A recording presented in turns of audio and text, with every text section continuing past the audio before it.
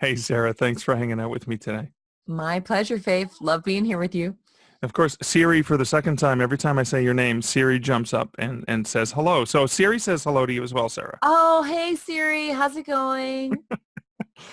I'm so excited to talk to you, particularly about your forthcoming book, but I want to go back first into your history as a writer and as a speaker. Where, Sarah, did it all begin? That is so funny. You know what? It began because my best favorite colleague decided she was going to retire early. And as I, for the first time ever in my corporate career, burst into tears suddenly, no, you can't leave me.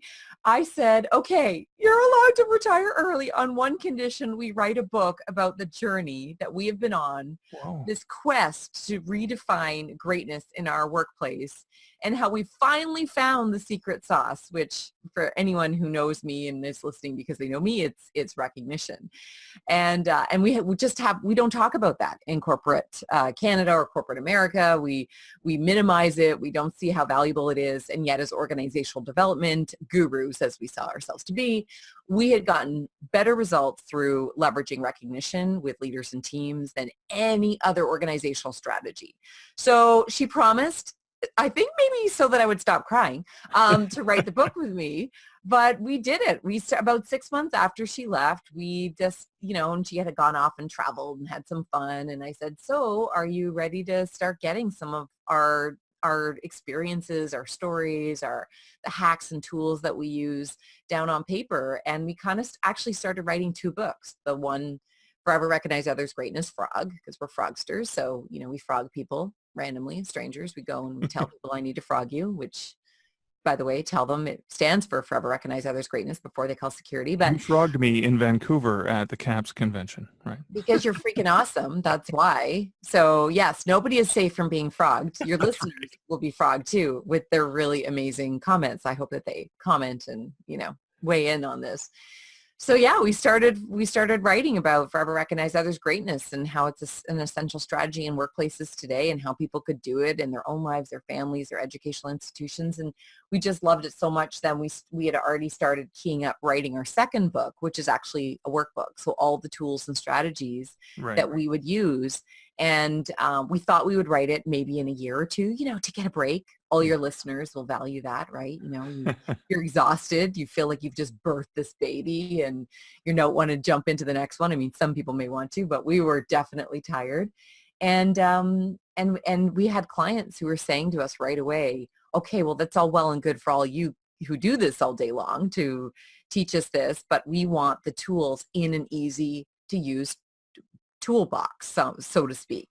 And of course we thought, well, okay, you got to give your clients what they want. And so we put those tools together, and that was book number 2 came 3 months after that. So that's kind of that's the genesis. And it all began with tears, as many books do. Of course. And tears throughout the whole process often. Yeah, Um, oh yeah. Oh, believe me, the hilarious thing about writing that book too was I was so sick of it by the end of it. I mean, I was super, super proud of it, but I didn't want to, as again, probably many of your listeners can relate, didn't want to actually pick it up and read it for fear right. of seeing things that mistakes or just thinking like, oh, maybe it wasn't actually good enough. And everybody's just been telling me that they like it because they like me. And so finally I was desperate enough to pick up my own book because I had 5 hours before bedtime and I had forgotten my book when I was away. I'm a speaker, predominantly. And, it's lonely in a hotel room and I didn't want to watch boring drivel on TV. And I picked it up and I went, damn, this is a good book. I would buy this book. This is good. And so I've actually read it and it was really good. So for those of your listeners who haven't actually read their book, go back and read it because it is a After it's great. all out and everything's done, yeah. You can That's love it. exciting. So how did you guys approach the co-authoring for the title? How did you divide up the work? How did you keep the Mm. project on track? Such a great question, especially since we were in very different life phases. So here she is retired. She's living in 3 different parts of the world. She divides her time between the cottage, her main address, and then her Florida home. And then also now her daughter lives in Israel and is having beautiful babies. So it's actually really 4 locations. So we had to find a way, and we don't live in the same place. Even any one of those 4 places is not where I live. So we had to find a technology or a system that allow us to collaborate, keep the project going, and also not have that awkward rework of, oh shoot, I was working on that same thing. And because we really wanted to write from a place of excitement and passion, as opposed to, okay, you must write for chapter 1 first, and then I'll write chapter 2. And that works for some people, but it wasn't really what we wanted to do. So we just open up a Google Doc, and that's how we would do it. Is she would write, and I would write anytime we were vibing with it. I tended to write it more than she did, only because my lifestyle was, I was still working, I was still hustling, I had just launched my own business, and so there were even new colleagues and industries and clients that I had had an opportunity to experience this success through new lenses, and I wanted that to be part of the book too. So what we found is, and this is a little hack for those of your listeners who are considering doing collaborative work or are in the process, is, you're not going to have the same voice. We tried so hard to create the same voice, and it's like trying to create a new human being. So Right. it's awkward. So what we decided was the things that we like to write about, we would write about those things. She loves writing stories. My colleague Brenda, I should give her a name, beautiful Brenda Zolterminden. Okay. Brenda loves writing stories. She loves throwing in anecdotes. She loves talking about metaphors. So she generally would be the one we'd say, okay, you know what, we probably need a story here. Can you think of one? She'd immediately think of one, because she has had this beautiful, long, decorated career. And then I like those things too, and I'm a big storyteller on the stage, but I also really value the data and the evidence and the science behind it, the psychology science, I went to an engagement survey company that I had done a lot of work with, and I said, hey, just waiting, of course, I'm sure all that time for a nosy blonde to come and ask them to do more work. Hey, I've got an idea. Why don't we do a huge analysis of your database and put a whole chapter dedicated to the evidence of recognition, but we'll only use your data set. So I wrote about that because I was the one who approached them. And I really like data, and, I wouldn't want to do it all day long, but I love being able to validate the practical side of what we see. So that's what's a natural fit for me to be writing about that. And I was constantly consuming content in this area, whereas again, if you're retired, you're not. So I would find new examples and ideas and research and throw that in there and think, yes, chapter 2, we've been looking for a study to back up what we know to be true in this theory, this methodology of thinking in this one area of the world. So, or school of thought, which is the solution-focused approach.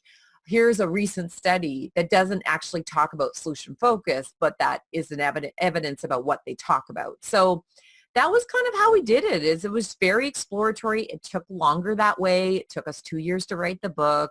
We wrote it basically part-time in our pajamas a lot of the time, but it is worth it. And it is a huge credibility builder. Anyone out there like me who has a corporate bent to their book writing, if you don't have a book yet, honestly, it's how it got me into big brands. Like Home Depot was the first client who hired me because of the book. They saw the book. Somebody was a store manager, saw it on Facebook that, hey, my new books have arrived. And she said, this is exactly what we are all about at Home Depot. Will you come in and do store manager training, which led to assistant store manager, which led to, supervisor Right. training. And now they're, client on my website. So it gives you credibility to get in front of corporate Canada, corporate America. And frankly, it just gives you a launching pad to then be able to build all kinds of other products and services from there. So you have more forms of passive income. Very cool. Now, you were working a corporate job at the time that you were writing the book, but then you've transitioned to own your own business, to run your own business as a speaker, as a consultant, as an expert on recognition. Mm-hmm. How did that process work? Yeah. So started writing the book as that passion project. And then the reason why I made the leap, I had always planned on working for myself, but I planned to do it when the time was, quote, right, as if there's ever a right time. So no mortgage, or when I retired, or when Venus aligned with, the moon, and I don't know, whatever. It was just it was going to happen one day. And then life throws you curveballs, which always happens. And you're not always ready for it when it happens. My son had been bullied for years and we thought that it was better, and it wasn't. And I came home one day after working my ridiculously long hours. By this point, I'm a senior leader in a large, very busy community hospital with huge portfolio that I'm responsible for. Missed dinner again, come home. My husband says, Justin something's up. Like, I don't know what it is. He's quiet. He's already in his room. So my normally high energy whirling dervish son, who I just adore for that energy and that enthusiasm, is now in the dark in his room before bedtime. And these are my kids. I have to teach them still at this phase that there is such a thing called bedtime. And yes, it's still happening again today. So I go upstairs and I go in the room and I sit down beside him and I just say, "Bad day at school today, buddy?" And he says, "Yeah, it was a bad day for Bully's mom." And I look down at his arm because the street light is shining in his room and it's casting this light on his arm. And I notice he's got cut marks up and down his arm.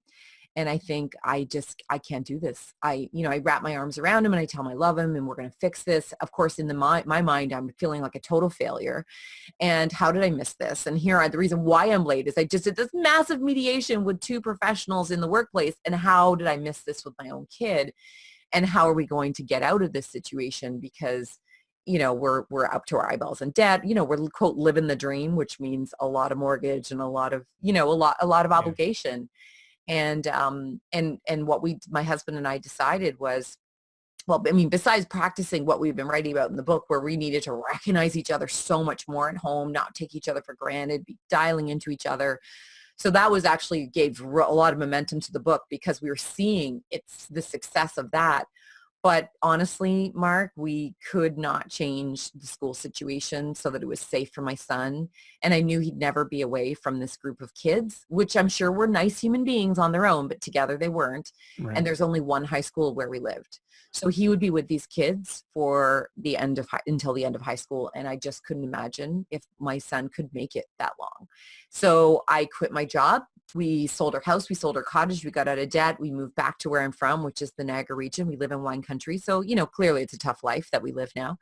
And I didn't know quite what I was going to do, other than I didn't even brand myself as a recognition expert. I just said to everybody that I knew and that I had some credibility with, "Hey, guess what? I'm available. What do you want to do together?" And that was the start of the business. And then within a year of launching it was when I niched into recognition. Kind of obvious. I should probably, to all your listeners, it's like, well, why, if you're writing a book on recognition, why wouldn't you niche into that spot? So sometimes the most obvious things are staring us in the face.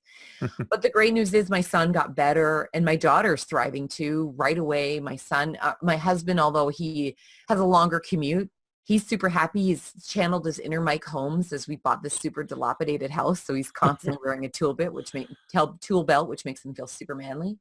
So, whatever you got to do. And I absolutely am over the moon in love with what I do and have never realized. I mean, I published a lot of academic papers because I thought, again, that was part of my dream around climbing the ladder, was I thought that was what gave me credibility. But shifting to writing books that could be consumed by people on a much more broad scale than that gives me such joy. It's way more enjoyable than writing academically. There's a lot less rejection too, thank God, because, there's enough of that in speaking. I joke with my husband, I get rejected more, from speaking gigs than I ever got rejected dating, but he doesn't really like me talking about dating. Anyway, sorry, too much information. But in all seriousness though, I just love hearing people reach out to me sharing, "I so needed this book right now," or "This has helped transform a workplace." I mean, I just got an order from somebody who had read the book, somebody had lent it to them, and they decided to commit the entire conference to frogging. And so they bought books and workbooks and squishy frogs and frog charms and all kudos cards and all the things that I have available. Every single thing in my store on my website, they bought enough for every person who's coming to this conference that they're hosting in their organization. That feeds my soul. That and my family feed my soul more than anything you could possibly imagine. So I just love that a book has been able to create security for my family and the whole brand that's built around it, has built financial and emotional stability for my family, and that it then has sparked hope and joy and feeling valued in this incredibly fast-paced, stressful world of work today. So yeah, I'm a bit addicted to writing now. I have to say, it's a good addiction. It's healthy. I don't think I'm going to need rehab or anything. But It's a I dangerous love it. addiction, but it's not a bad one where addictions go. Yeah, you know, you're pretty addicted too. You've only dedicated your entire career to the publishing.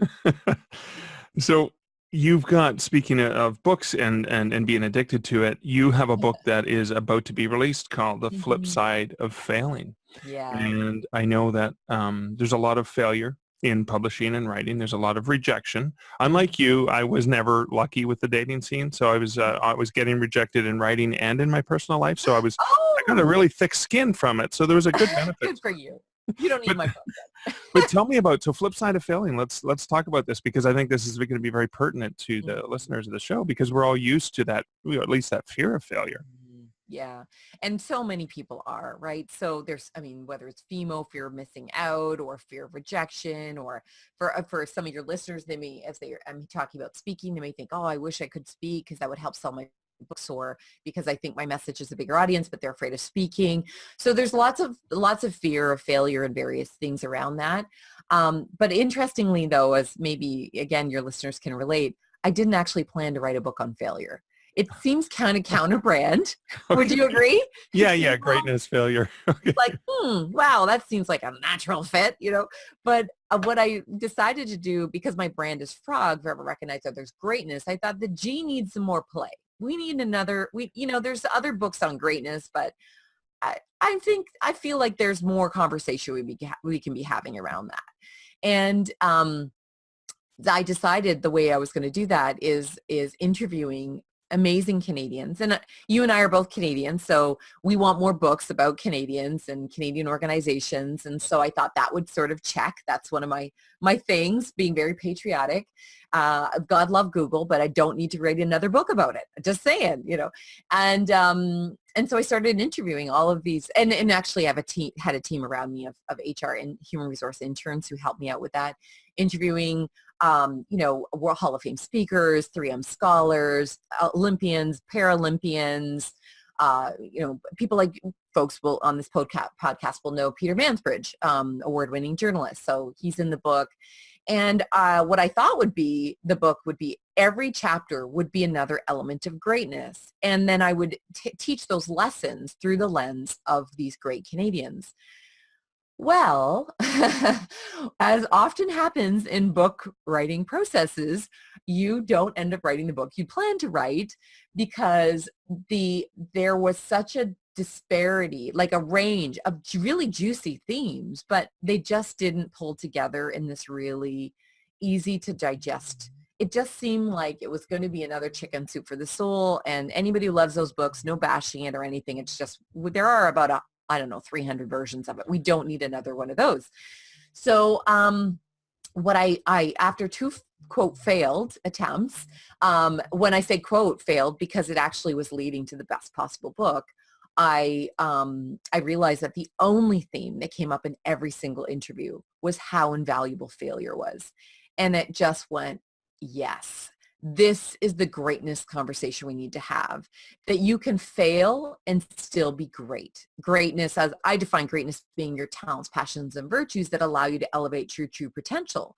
So imagine if we could honor our own talents, passions, and virtues despite failing, and that actually it was helping us to achieve our potential rather than roadblocking it the way most of us think of it. I mean, that's the dictionary definition, is lack of success is the dictionary definition of failure. But as your authors on the line will know, it's the failed attempts in writing, or the first 15,000 words where you're trying to find your voice that actually you can't use, but then you find the most amazing, juicy voice that's way better than if you had forced yourself to stick with that first 1,500 words or 1,000 words or whatever.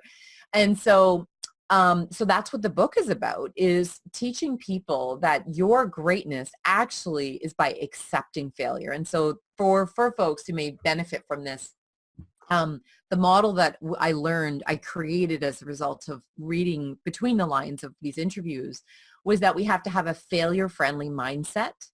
We have to be in a context that accepts failure. And then when a failure happens, our failure-friendly or failure-resilient mindset and the context that allows us to fail allows us to then elevate from failure, as opposed to the alternative, which is to deflate from it or Right. just mitigate the damage. I mean, who has written the best book imaginable when you're just trying to tolerate your circumstance, whether it be tolerate your relationship circumstance that doesn't support your writing, or you're in a really miserable job and you're trying to squeeze it in, and so I'm sure lots of folks can kind of relate to that model. But when it comes to the mindset piece of the book specifically, ACCEPT actually stands for, it's an acronym. And for those of you who write business books, you'll probably get how powerful acronyms are, because it just helps your reader remember these things. So the A of ACCEPT is acquire. So what lessons can be learned? C is choice. What options are available? The next C is connection. So how does this actually bond us and unite us through this failure? E is expect. How could this be expected? P is progress. What's the best way forward? And T is transformation. What is important long term? So for anyone who's listening to this, who's feeling frustrated that they're failing in their book, or it's not selling the way they'd like it to, or that they thought that if they invested all this money in an editor or a big publishing contract and the person's not writing it the way that they would want, my suggestion to you on behalf of these 30 plus amazing Canadians is that actually that's probably leading to your success. It's just something that you get to discover still. And if instead you're failure resistant and you're in that sort of accuse mode, like who needs to answer to this, and what's people are doing this wrong, or how are people letting me down, or how was I so foolish, or what am I doing wrong, or what's wrong with me, or maybe I don't have a book in me, or maybe I don't have a big enough name for anybody to buy my book. That's probably not going to help you in your writing. It's not going to help you with your marketing. It's not going to help you in life. So, accepting, as you said, Mark, that if you can, given that all authors experience failure at some point, accepting it allows you then to harness the genius or the great stuff that can come from that failure. That's fantastic. So now that we've got people primed, when is this book going to be available to the market so people can check it out? Okay, well, this is actually kind of a cool story that some people maybe find really helpful. Again, folks who are in the corporate market or who do speaking. So I went out to an amazing client who has this fabulous conference, Spark Women's Leadership Conference, and I said, hey, I've got a book coming out. I know you're trying to decide on your speakers. If you want to launch the book at your conference, I will hold off launching it until Spark. And so they thought that was amazing. They don't normally have people come back, but I've the good fortune of the 6 years they've been running this conference, I've spoken at it 3 times. And so they are the first ones to get the keynote that goes with the book as well as the book. And the sponsor loved it so much, the person who sponsored me in the past and sponsoring me again, she said, oh, I would love for everybody to have a copy of the book. So she then bought a copy for everybody, which again helps with really getting your book sales off the ground. So the book is available to them. So make it exclusive. Give somebody who can get, that's 300 copies. So it's not a bad way to start. And so 300 copies are going to be available to that conference alone on the 16th of May. And then the rest of the world is welcome to enjoy it on the 21st of May. And then I spend a good portion of my weekdays in the studio filming or recording the audio version of the book in June. And so the audio version will be available in June 2019. Oh, that is exciting. I love that concept of, a lot of authors are looking at, okay, I'm launching my book. What am I going to do? Am I going to have an event? Am I going to have some people in the audience? Is anyone going to show up to the bookstore/library event? You've already got 300 people in a room where you're speaking and they get the book. Yes. So you're getting the best of both worlds. Exactly. And I get paid. The conference is exclusive too, which is exciting too. And most people want to, they want to be part of something new and exciting. So your book, if you believe, everyone, that your book is new and exciting and fabulous and that people are going to love it, then you're going to show up differently. You're going to show up and say, hey, guess what? You've got a great super cool thing that you can do to help promote your event or your conference or your seminar series, whatever, whoever it is that you're approaching. And they saw it as a huge win for them. In fact, so much so, they love the concept so much. They love the fact that they're exclusive. They've decided that they're going to add a failure panel in the afternoon. And so I'm going to be the panel moderator. And I thought, this is cool. So now when I'm going to bundle this and make this available to other conferences, it's going to be, you get a keynote session, you get a moderated panel, and you get one of the options will be an audiobook for everybody in the audience, or of course print version too. But the way I do this, and here's a little hack for those of you who are listening who are speakers or who are thinking about becoming speakers or trainers even, I use something called Sweet Spot Pricing by Lori Guest. She's a member of NSA, National Speakers Association in the US. And you give your clients 3 options. And even those of you who aren't getting paid to do this and you want to offer it as an exclusive at an event, maybe the first option is, I'm going to come, I'm going to do, you're going to have custom branding, and we're going to make the event exclusive, book signing, whatever. And then the option number 2 is, you can purchase a copy for everybody in the audience, or it comes with my fee, a small fee to do a special thing. And then the third option is your most expensive option. It's usually fairly different than your option 1 and 2. But I'll tell you, I've been surprised by people saying that they only have a certain budget for books, or only have a certain budget for materials, or for a speaker. And then they will find money in other budget areas because they want the extra value that they can get.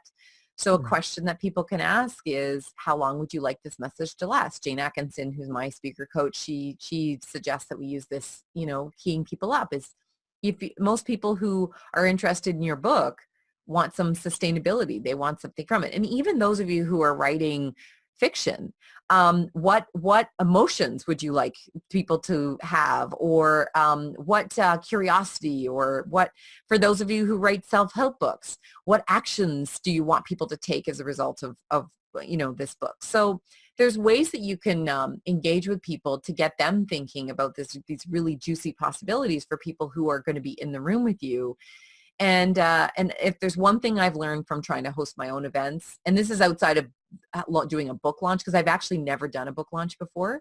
It's unless you call posting things to Facebook and saying I'm excited about stuff a launch, but I'm pretty sure that doesn't constitute as an official launch, which is why I am so thrilled, Mark, that I've retained you for this next book to help me launch it, because you are a rock star at this stuff. I just haven't known how to do it. So by the way, guys, if you're struggling, you need to reach out to Mark and ask him about, he's got this really, really amazing services. And I just say that because I have huge, huge respect for you, my friend. So, but as do everybody in our speaking community, Canadian Association of Professional Speakers. So anyway, I digress. What I would say is, anytime you try to offer your own thing, it's going to distract you from your other work that you're doing. And that could be writing, if you're a full-time writer, or speaking, or training, or raising your family, or, becoming a muscly, super fit person, or whatever, your things are in your life. Trying to create an event from scratch is a lot of work.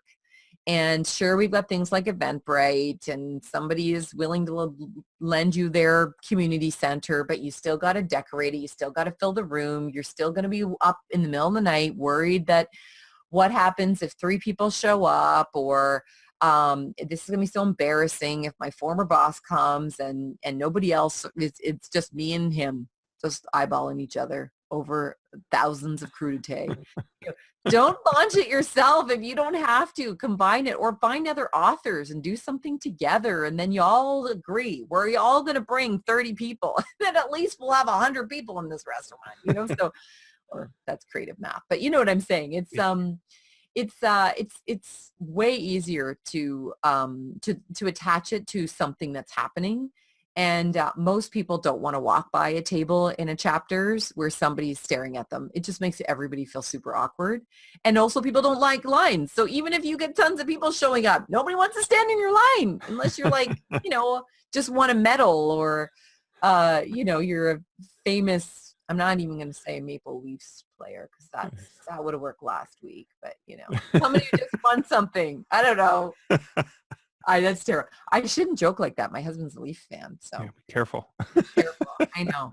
I joke that. Maybe you're the guy who wrote Game of Thrones and the new season just started. Maybe they'll find Right. you for that. Yeah. Right. Yeah. See, that's what I'm talking about, right? So yeah, the Game of Thrones guy that people are going to line up for, but they're also going to be annoyed lining up too. So, make it fun. I would way rather be attached to an event where if you'd have 300 people lining up, why don't you speak for them for 300 people about something that they're going to get from the book?